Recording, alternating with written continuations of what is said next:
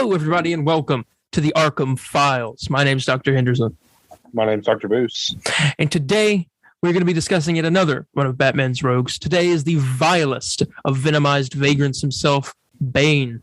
What are your thoughts on Bane? I like Bane. Yeah, pretty much it. I like Bane. And I mean, I'd say he's like, when it comes to like design-wise, I think he's top tier. All right. But I don't know. I enjoy Bane. How recent of a character do you think he is? When do you think he came? Well, how when do you think he was made? How do I think he was made? No, when? How? Like, when do you think he was made? Created? Oh, like what year? Yes. I'm gonna say somewhere in the 60s. Okay, I will let you know that in a moment. But let's go ahead and get on into Bane. So Bane is a supervillain appearing in American comic books published by DC Comics, created by writers Chuck Dixon and Doug Minch and artist Graham Nolan. He made his debut in Batman Vengeance of Bane #1 in January of 1993. Bane is usually depicted as a dangerous adversary of the superhero Batman and belongs to the collective of enemies that make up the Batman's rogues gallery. Possessing a mix of brute strength and exceptional intelligence, Bane is often credited as the only villain to have broken the Bat, defeating him both physically and mentally.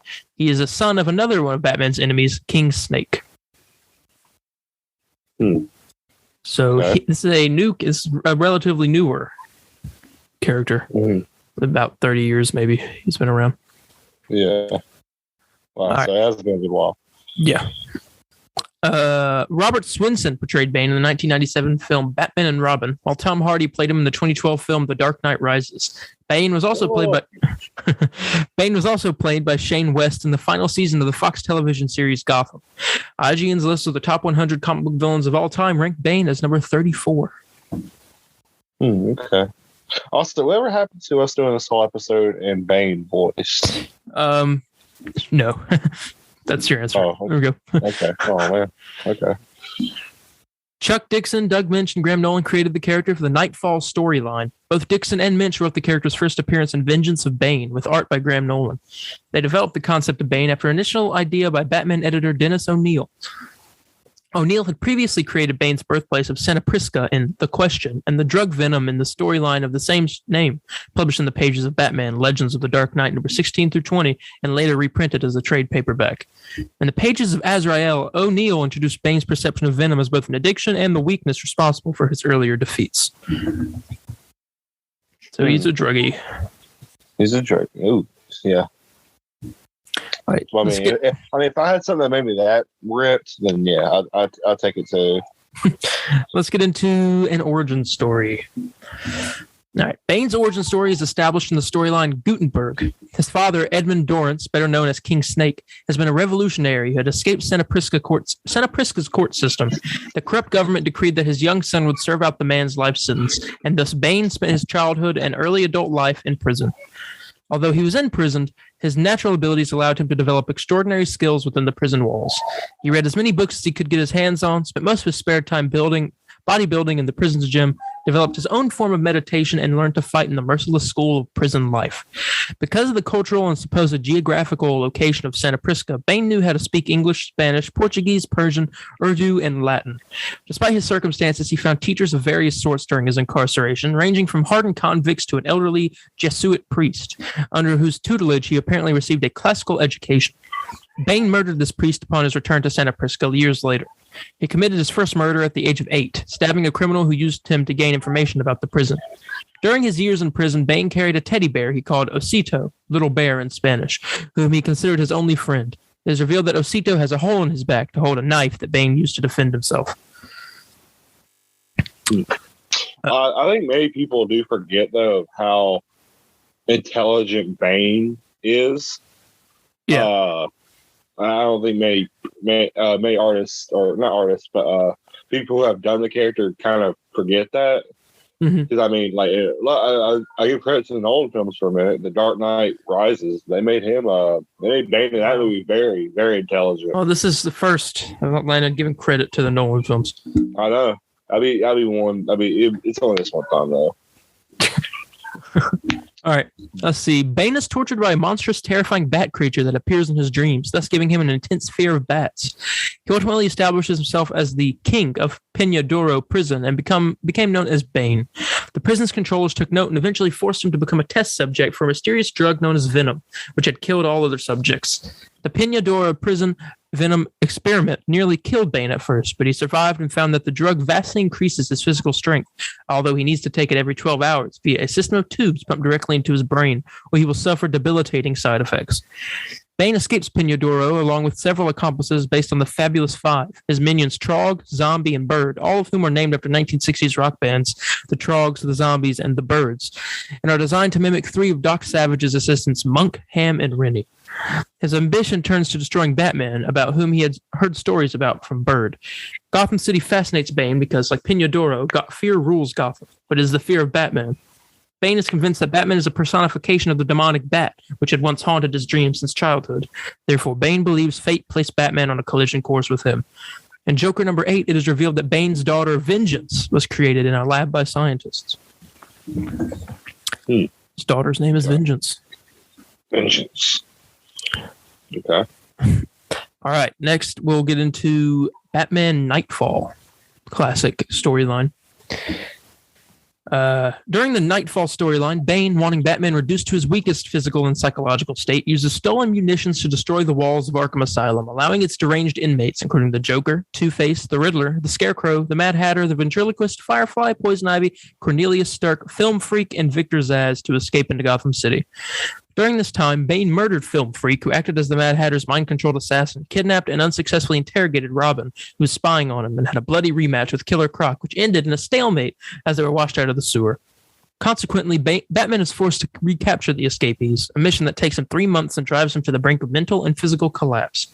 Exhausted, Batman returns to his home in Wayne Manor, only to find Bane waiting for him. Bane attacks Batman and beats him to nearly death, and delivers a brutal final blow in which he raises Batman up and breaks him over one knee, leaving him a paraplegic. Bane thus becomes the only man to have broken the bat. This iconic moment is incorporated in The Dark Knight Rises, Robot Chicken's DC Comics special, and alluded to numerous times in the DCAU. So that's an iconic moment. Bane breaking Batman's back. Oh, yeah, very, very, very iconic. Yeah. Moment. Mm-hmm. And like I said that they do mention it a lot in a lot of animated projects and different movies. Obviously, it happened in Dark Knight Rises with Tom Hardy. Yeah. But here we go. Let's continue on. While Bane establishes himself as the new ruler of Gotham's criminal underworld, Bruce Wayne passes the mantle of Batman to Jean-Paul Valley, also known as Azrael. Ignoring Bruce's warnings to stay away from Bane, Azrael attempts to confront the villain in his penthouse suite. Azrael has now added a set of high-tech heavy metal gauntlets to the Batsuit and uses them to shoot sharp projectiles at Bane. However, Bane is able to get the upper hand in the fight after using venom and taunting Azrael, making him angry enough to lose focus and thus give Bane the opportunity to beat him. Nevertheless, Bane sustains deep lacerations in the battle and loses a great deal of blood. Unable to go to a hospital, Bane increases his venom intake to temporarily block the pain and buy himself time to defeat the new Batman. A humiliated Azrael returns to the Batcave and builds an advanced combat suit of metal in place of the traditional Batsuit, with many chambers within the suit that fire razor-sharp weapons. Reduced to little more than a wounded animal fleeing for survival, Bane is no match against the new Batman. Bane is finally defeated when Azrael severs the tube that pumps venom into his bloodstream, causing severe withdrawal. Commissioner James Gordon, Harvey Bullock, and Robin watch in horror as this new Batman tortures a defeated Bane, who begs his adversary to kill him. Azrael denies his innate urge to kill Bane, however, and leaves him humiliated and broken physically and mentally for the police to arrest. Okay. Azrael is a psycho. Oh, yeah. Yeah. I'm not surprised. Next, we're going to get into a story called Mask. So, further following the events of Nightfall, Bane recovers from his venom addiction while serving time in Blackgate Prison. He rebuilt his body to its peak and eventually escapes from prison and returns to Gotham, where he fights alongside the original Batman, who is now recovered and taken his mantle back from Azrael, to take out a criminal ring that is distributing a venom derivative to street-level thugs. Following a victory over the criminals and the revelation that behind it is the same doctor that performed the surgery on Bane years earlier in Peñadoro, Bane proclaims that he is innocent of his past crimes and urges Batman to stop hunting him. He then leaves Gotham without fighting Batman to begin a search for his dead father. Bane's search brings him to Santa Prisca. In search of leads, Bane questions the Jesuit priest who had taught him while he was in Pinadoro. The priest explains that there were 4 men who could possibly have been his father: a Santa Priscan revolutionary, an American doctor, an English mercenary, and a Swiss banker. While searching for the Swiss man in Rome, Bane encounters Talia al Ghul in the League of Assassins and eventually impresses Ra's al Ghul so much that he chooses Bane to marry Talia and become his heir. Ra's also discovered Bane's father's identity but did not reveal this information to him. Ra's al Ghul then launches a plague attack on Gotham in the Legacy storyline with Bane at his side, who is posing as Ra's al Ghul's henchman Ubu. Batman gets his rematch with Bane in Detective Comics number 701 and finally defeats him in a single combat. Disappointed by his protege's failure, Ra's calls off the engagement to Talia and disowns Bane. It's been disowned. All right. Following the Legacy storyline, Bane appears in a one-shot publication called Batman Bane, 1997, with the intent of destroying Gotham City using a nuclear reactor. Batman foils the plot, however. During the Angel and the Bane storyline, Bane ambushes Azrael, brutally defeating and capturing him before getting him addicted to an even more potent form of venom. Azrael ultimately escaped into the jungle with Nomaz and successfully, albeit painfully, overcame his addiction. The weakened and injured Azrael managed to psych out and defeat Bane before escorting him back to the cataclysm-ravaged Gotham. Once in Gotham, Bane briefly escaped during an aftershock before Azrael quickly recaptured him. Bane then surfaces in the story arc No Man's Land, serving as an enforcer for Lex Luthor during Luthor's attempts to take control of Gotham under the cover of helping it to rebuild. But Batman convinces Bane to leave after a brief confrontation between Bane and the Joker. Following the fallout with Ra's al Ghul, Bane embarks on a campaign to destroy Lazarus pits around the world, and in the process encounters the Black Canary. That was the end of Mask. This next one is called Tabula Rasa and Veritas Liberat. In the Tabula Rasa storyline, Batman learns from I keep saying Batman, it's Bane. I don't know why I keep reading as Batman. Do I have to take over? No, you're good. Bane learns from the Jesuit priest that there's a possibility that his biological father is an American doctor. In researching this issue, Bane comes to the conclusion that he and Batman share a biological father, Thomas Wayne, who had been close to Bane's mother during his time in Santa Prisca. Bane alerts Batman to this possibility and, during the time and the DNA tests that are being performed, stays at Wayne Manor and fights alongside Batman on the streets of Gotham. Ultimately, it is revealed that Dr. Wayne is not Bane's father, and Bane leaves Gotham peacefully and with Batman's blessing and financial backing to pursue leads in the snowy mountains of Kangchenjunga. I think is how you say that. So he thought Thomas Wayne was his father. Seems like everyone of Batman's villains feels like that. Like Joker felt that way in the Joker movie.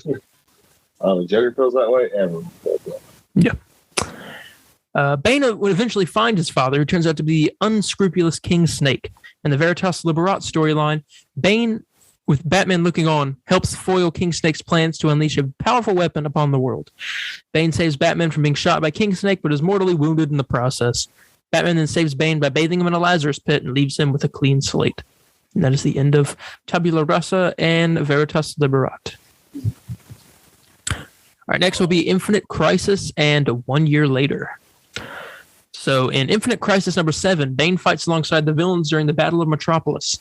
During the battle, he breaks the back of the hero Judo Master, killing him. Hey, we know Judo Master. Yeah, we know. No reason was given for his actions in number 7, though in Infinite Crisis Collected Edition, one of the many changes made to the original series was Bane saying, "I finally know who I am. I am Bane.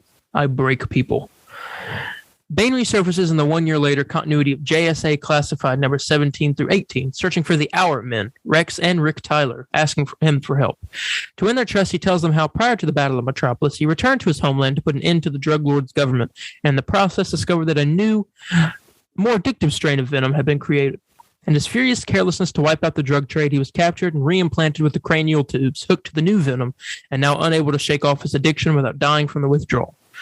Bane was forced to work as an enforcer for the drug cartel, unable to escape.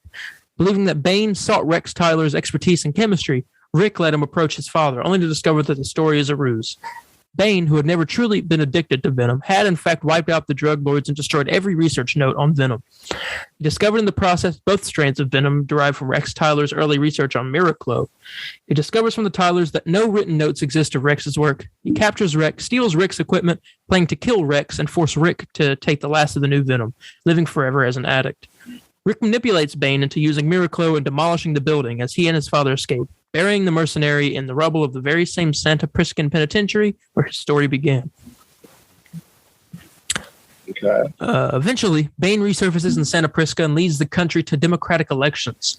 Upon discovering that the elections were rigged by Computron, he uses his influence to enforce martial law, plunging the country into a civil war. Computron offers information to Checkmate, who ordered him to rig the elections in exchange for their help to escape the country. Fire and Judo Master's son, Thomas Jagger, are sent on the mission, with Jagger debating whether or not to seek revenge for his father's murder. He fights Bane in order to allow Fire to escape, defeating him easily but chooses not to kill him. At the end of the miniseries, Suicide Squad Raise the Flag, Amanda Waller recruits Bane into the squad. In Outsiders number 50, he appears once more to be wearing the tubing system to apply venom. In Salvation Run number 2, Bane is tricked by his fellow squad members, sent to the prison planet, and sent to the prison planet, which I'm not sure what that is because I have not read Salvation Run before. All right. In Salvation Run number 3, Batman remains with Lex Luthor's faction after the Joker's faction rebels against Luthor's leadership. He attacks Thunder and Lightning when they are attempting to feed Martian Manhunter. Superman/Batman number 53 through 56 reveals Bane is trading his venom supplies with drug lords around the globe. One of his shipments includes a trip to Gotham. Batman, who was temporarily endowed with Superman's powers, responded by attacking Bane at his home. Not only was the Dark Knight able to easily defeat the villain, the hero nearly killed him with his far superior strength. Bane survived his injuries due to the enhanced stamina from his venom supplies. That was Infinite Crisis and 1 year later. All right, let's get on to Secret Six, Volume 3. All right, so from September 2008, Bane appears as a regular character in the ongoing Secret Six series. In the first issue, Bane is depicted as a stoic devil's advocate for the group, offering alternative points of view for both Deadshot and Catman on the subject of love. He's later shown to have an almost father-like concern for Scandal Savage's well-being.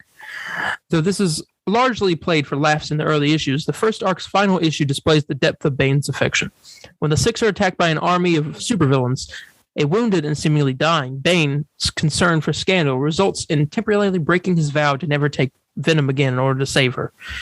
Bane is later shown to have recovered from this ordeal, appearing in Gotham City with Catman and Ragdoll in an attempt to stem some of the chaos caused by the apparent death of Batman. During the team's several escapades, Bane reveals both deep respects for his one-time adversary and painful yearning to assume the mantle of Batman, telling a trio of rescued citizens to tell people that it was the Batman who saved them. Bane ultimately gives his blessing to Dick Grayson, praying that God help him. Following a near-disastrous mission, Bane assumes leadership over the Six. His first act as a leader is to remove Scandal from active duty, not wishing for her to be endangered. In the latest issue of Secret Six, Bane's Secret Six and Scandal Savage's Secret Six finally square off against each other. Bane and Scandal engage in a one-on-one fight where he refuses to fight back until Scandal uses her lamentation blades to slash his throat. The card is ultimately used to resurrect Knockout. Driven to near madness, Bane decides to lead the Secret Six to Gotham in an attempt to psychologically break Batman and killing several of his closest allies. The team kidnaps the Penguin, who Bane pumps for information about Batman's partners. In the final issue of the series, Bane ultimately decides on the Red Robin, Azrael, and Batgirl as his victims. Before the Six can make their move, the Penguin betrays their location, resulting in a massive army of superheroes ranging from Green Lantern, Batman and the Superman family to the Justice League, the Birds of Prey, and Booster Gold converging on Gotham. The Secret Six stage a desperate last stand but are quickly defeated. With the fates of the other Secret Six members left ambiguous, Bane is last shown being driven away in a Gotham police van. The ending of the issue implies that he plans to escape. That was Secret Six Volume 3. All right, now we'll get into New 52. So they're probably going to change part of his backstory in this, knowing... Yeah. I'm very interested in what they do. Find out. In September 2011, the New 52 rebooted DC's continuity. In this new timeline, Bane is reintroduced in the DCU by Paul Jenkins and David Finch's run on Batman The Dark Knight Volume 2. As Bruce Wayne is unable to keep up with the various legal conspiracies involving Batman Incorporated... Hang on, 1 second.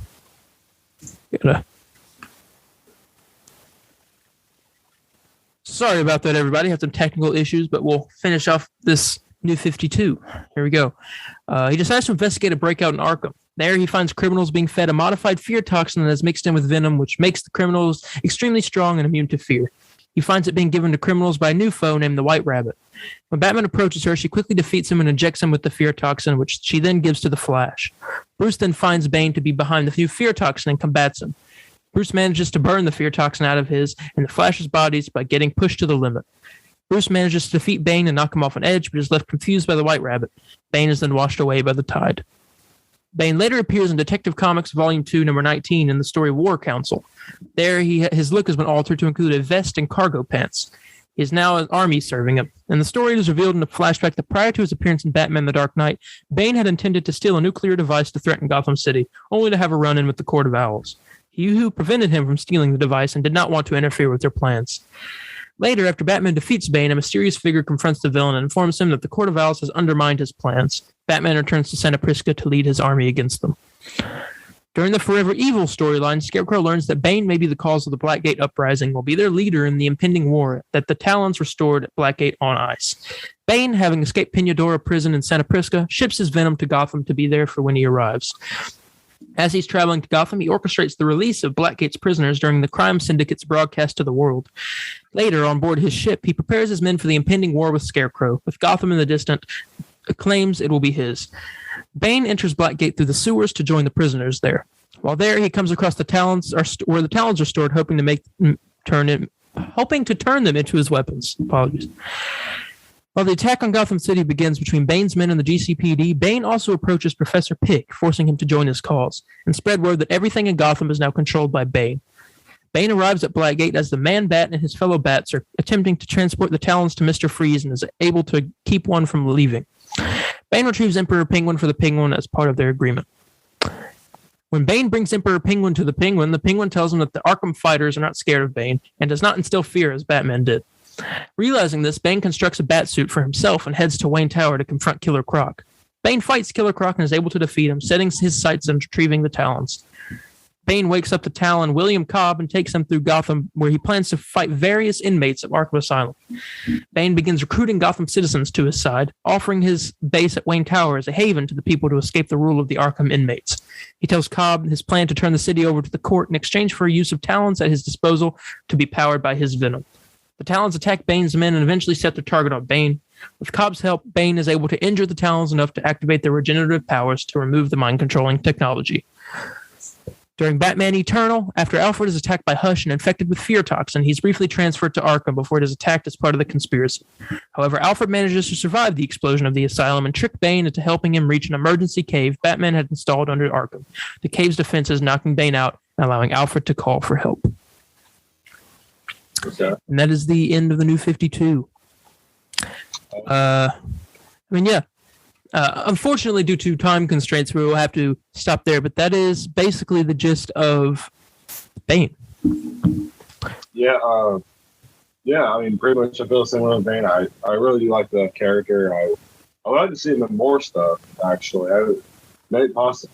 I don't really think he could have a chance to be in Matt Reeves' universe. There's a possibility. I could see that. I could see them doing that. Oh, that's enough. Yep. All right. So thank you all for joining us this week. You can go check out our other episodes that we've done of the Arkham Files. We've done episodes about Joker, Two-Face, Riddler, Penguin, Poison Ivy, Scarecrow.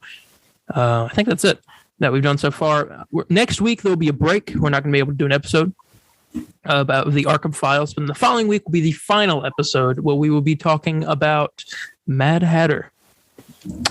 Yes. It's gonna be a fun one. I assume his will be pretty crazy, and so I think it's a great way to end that off. But now we're gonna go ahead and end this off. So thank you all so much for joining us this week, and we'll see you in the next one. Bye, guys. See you.